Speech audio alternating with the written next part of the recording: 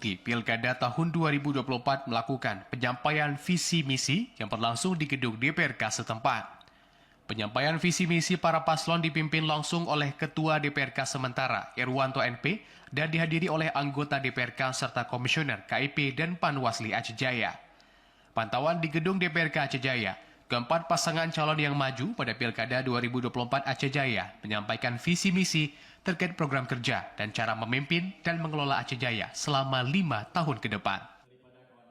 Visi dan misi sebagaimana yang kami sudah sampaikan, tentu ini menjadi aspirasi dari masyarakat yang insya Allah kami akan terpilih, berkomitmen ini akan menjalankan visi dan misi sebagaimana yang sudah kita sampaikan.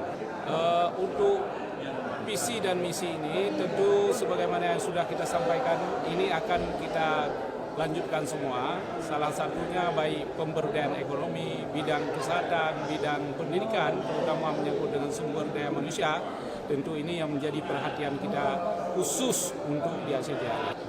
Pertama, kami meninggalkan kursi DPRK adalah hanya ingin mencalonkan diri ke Bupati Aceh Jaya.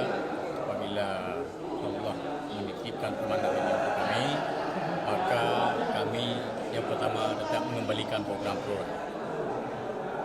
Apa aja Pak program Pro Rakyat? Program Pro Rakyat salah satunya adalah yaitu uang lansia kita kembalikan dan uang Aceh Jaya Cerdas, yaitu uang anak sekolah baik SD maupun SMP dan anak santri Dayak. Dari pasangan independen telah menyampaikan visi-misi di hadapan anggota legislatif. Tentunya salah satunya kita ingin meningkatkan kesejahteraan masyarakat. Tentunya banyak hal yang harus bisa kita lakukan kalau nanti kepercayaan ada di pihak kita yang menjadi pasangan independen. Ya tentunya siapapun yang terpilih, walaupun melalui jalur independen, kita jalur independen adalah dukungan rakyat.